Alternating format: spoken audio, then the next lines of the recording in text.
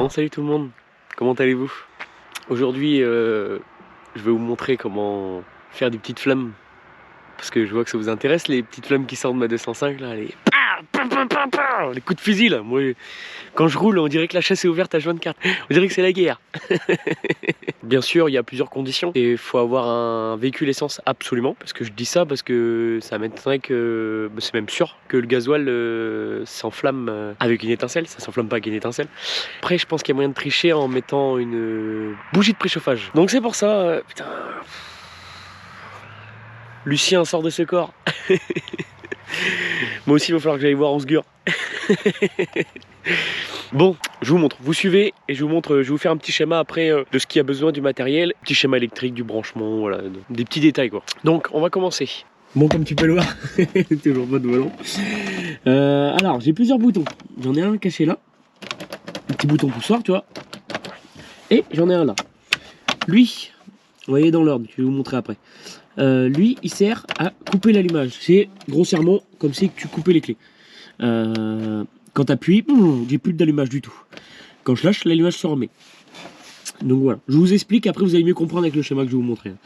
Ensuite, j'ai ce bouton-là. Ce bouton-là, il sert à allumer la bobine d'allumage qui est à l'échappement, que je vais vous montrer tout de suite. Tiens, regarde. Là, j'ai une bobine, tu vois, qui est branchée.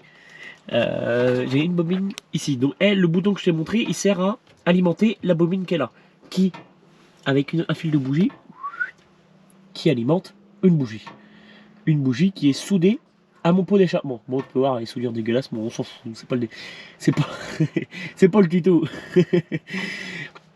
Qui est soudée là, parce que oui on peut souder une bougie et ça marche, et au moins ça tient. Parce qu'au début j'avais essayé de fileter, c'est la merde. Ça arrive à sauter, la bougie elle est propulsée dans le bordel et tout. Elle reste accrochée par le fil. Bref, j'ai soudé la bougie comme ça, ça marche.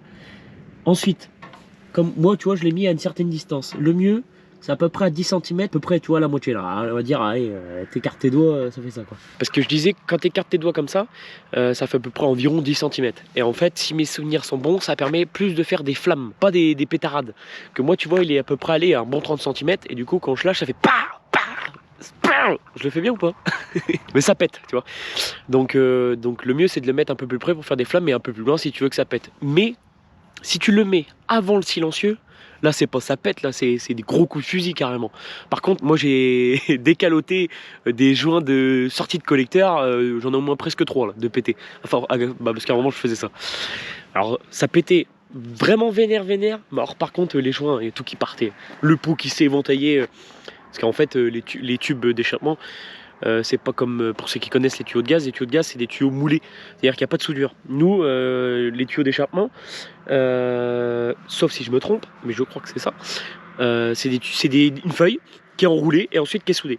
Grossièrement c'est ça, mais fait par une machine bien sûr, mais voilà c'est ça. Et donc les petits boutons, alors le petit bouton poussoir, tu sais le petit bouton poussoir que tu appuies, je verrai peut-être que je mettrai une photo ici, le petit bouton poussoir que tu appuies, tu vois, il arrive, bon là dans le tas de fil qui est par là, mais dans le blanc et le bleu là, tu vois, et il vient se brancher, tu vois, grossièrement à ma bobine. Là c'est une bobine jumeau statique pour ceux qui connaissent, tu vois, c'est un moteur TU, un petit Ali 4, et il vient se brancher, bon, sur la masse de ma bobine.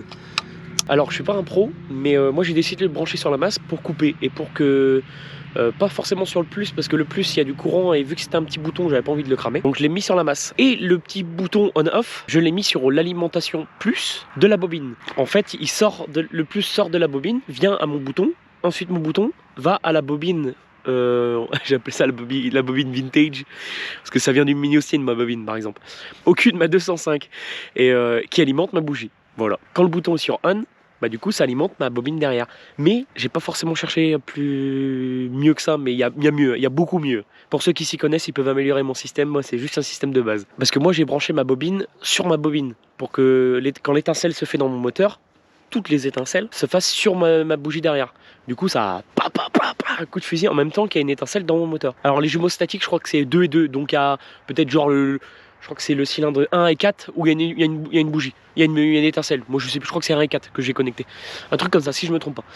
Et donc je me répète, je refais, ça part de mon calculateur, le négatif va à ma bobine, sauf que moi je l'ai coupé, j'ai mis mon bouton.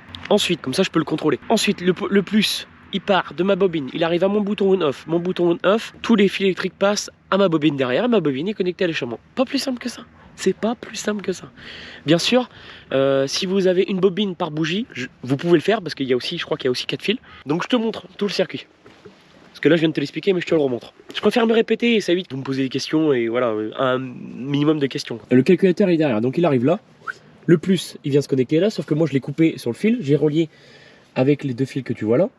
Tac, comme ça, le négatif, il a un bouton. Déjà, si t'arrives, c'est déjà faire ça, c'est simple. Ensuite, donc tu vois, pour le plus, c'est pas plus simple. Ça, c'est un petit caoutchouc là. Tu le déboîtes, tu le rends avec ton multimètre, tu trouves le plus qui alterne, qui passe de 0 à 12, 0 à 12, je crois, ou 6 à 12, ou je sais plus, un truc comme ça, pour les bougies, pour l'alimentation de la bobine, pardon. Et ensuite, bah, tu viens te repiquer. Là, tu vois, il y a les fils. Bon, il y a aussi les fils de ma barlette. Hein.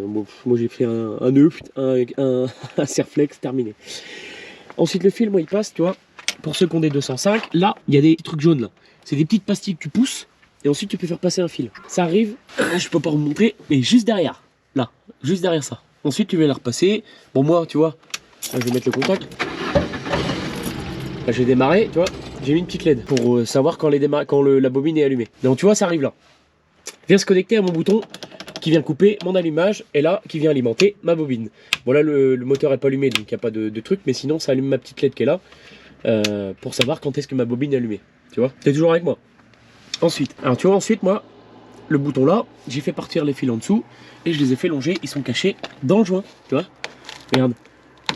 Hop. Alors moi, c'était deux fils tressés d'un faisceau de BM. Mais tu vois, ils passent là. Ils passent en dessous, hop. Et là, ils passent là. Donc là, tu vois. Là, ils arrivent là, tac, tac, tac. Moi, je les ai fait passer vraiment à l'arrache. Hein, parce que moi, j'ai rien, j'ai pas de moquette. Si t'as une moquette, tu peux tout cacher. Voilà, j'ai fait un nœud parce que sinon, ça se promenait dans le coffre. Fixé avec un petit réseau. Hop, ça peut là. Et là, hop, j'avais un trou, parce que j'ai la roue de secours en dessous, je l'ai enlevé. Et normalement, il y a un petit truc. J'ai fait passer par un trou. Après, vous faites un trou n'importe, tu vois. Là, j'ai fait 2 trous pour fixer, tu vois, ma bobine. Ma bobine est alimentée là, tu vois, plus, moins. Voilà, pas plus simple que ça. Et ensuite, hop, fil connecté ici. Donc voilà. Donc pas plus simple que ça. Je vais te montrer un petit schéma. Et tu suis tout à la lettre. Vraiment là, ça va être expliqué en mode schéma. Pas schéma professionnel électrique. Hein. Moi, je me débrouille. Je sais faire de l'électricité parce que c'est du 12 volts. De l'électricité 12 volts. Mais voilà, je sais faire plein de bidouilles, plein de trucs. mais je suis pas un pro quoi. Donc je te montre ça. Et normalement, avec ça, tu vas pouvoir en faire. Sans souci. Si tu suis ce que j'ai dit, tu vas pouvoir en faire. Sinon, tu viens me voir sur Snap. Tu vas me voir sur mon Snap. Et on verra ensemble ton problème. Bon les amis, pour la liste de ce que vous allez avoir besoin. Vous allez avoir besoin d'une voiture essence, forcément. D'un minimum bricoleur. Une bougie. Un fil de bougie. Une bobine. Une bobine vintage. Des fils électriques, des cosses, des choses comme ça. Un bouton on-off ou un bouton poussoir. Après ça c'est à vous de gérer, je vous laisse gérer votre truc. Une perceuse pour faire les trous dans le tableau de bord ou par exemple pour fixer la bobine derrière. Et bien sûr de ton cerveau.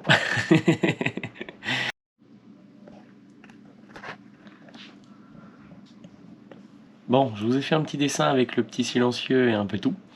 J'espère que vous allez comprendre. Il faudra connecter le négatif du calculateur au bouton. Ensuite du bouton à votre bobine. Moi j'ai mis une bobine jumeau-statique parce que c'est la mienne, mais n'importe quelle bobine. Alors je préfère ne pas vous dire à quelle borne connecter parce que ça peut être différent pour tous. Je préfère rien faire. Ensuite, une fois que ça c'est fait, vous aurez besoin d'un bouton, de votre bobine vintage et ensuite du fil et de la bougie. Qu'il faudra ensuite connecter au plus l'alimentation de votre bobine qui arrivera à votre bobine quoi, du bouton de votre bobine jumeau-statique, moi la mienne, à mon bouton de ma bobine vintage et ensuite ça part à la bougie. Et le négatif de la bobine, j'ai bobine vintage parce que c'est un pôle, un plus, un moins. Le pôle de la bougie, tu vois. Et parce que sinon les autres ils en ont 4, 5, 6, voilà, peu importe. Le négatif de la bobine, tu le connectes à la masse de la voiture, tout simplement. Voilà. Après, je vous laisse gérer la position de la bougie, à peu près 10 cm. Moi, pas moins de 10 cm, mais plus, vous pouvez, moi à peu près 30 cm. Donc voilà. Après, c'est à vous de voir, à vous de vous débrouiller. Vous êtes assez grand.